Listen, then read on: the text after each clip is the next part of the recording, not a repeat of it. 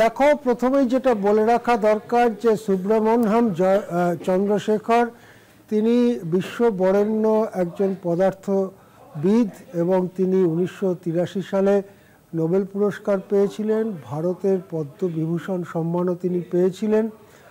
তার স্মৃতিতে Elon Musk তার ছেলের নাম রেখেছেন শেখর। এটি তার মিডল নেম। দুপাশে আরও দুটি নাম আছে, কিন্তু তার মাঝখানের যে নামটি সেটি শেখর। এবং তিনি ইলন মাস্ক নিজেই একটি ইন্টারভিউতে বলেছেন তার বর্তমান লিভিং পার্টনার জিলিস তিনি ভারতীয় বংশোদ্ভূত, যদিও কানাডায় মানুষ হয়েছেন, কানাডায় জন্ম হয়েছে তার, কিন্তু তার পূর্বপুরুষ ভারতীয়। এবং এই যে ভারতের সঙ্গে যোগাযোগ, সেটাকে সম্মান জানিয়েই তার পুত্রের নামে তিনি শেখর শব্দটি যোগ করেছেন। এই ব্যাপারটি রাজনৈতিকভাবে আরও গুরুত্ব পাচ্ছে এই কারণে যে সম্প্রতি আমেরিকার প্রেসিডেন্ট ডোনাল্ড ট্রাম্প যেভাবে ভারতীয় সহ সব অভিবাসীদের বিরুদ্ধে জেহাদ ঘোষণা করেছে বলা যেতে পারে।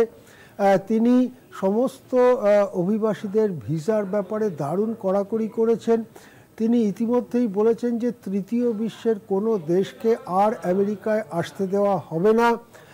তিনি মনে করছেন যে অভিবাসীদের জন্যই আমেরিকার যত দুর্দশা ইত্যাদি, এবং অভিবাসীদের তাড়িয়ে দিলেই আমেরিকা ভালো হয়ে যাবে বা আমেরিকা আবার মহান হয়ে যাবে, যেটা তার slogan, make America great again.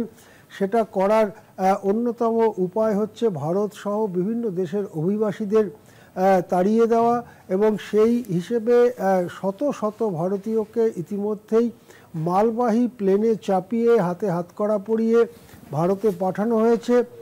এই রকম যখন দেশের প্রেসিডেন্ট ডোনাল্ড ট্রাম্পের নীতি, তখন সেখানে তার পাল্টা একটা চাল হিসেবেই কি ছেলের নাম শেখর রাখলেন ইলন মাস্ক? এই প্রশ্ন উঠছে, কেননা ইলন মাস্ক এর আগে বলেছেন যে ভারত সহ বিভিন্ন দেশ থেকে অতি প্রতিভাবান মানুষেরা আমেরিকায় এসেছেন বলেই আমেরিকা সমৃদ্ধ হয়েছে।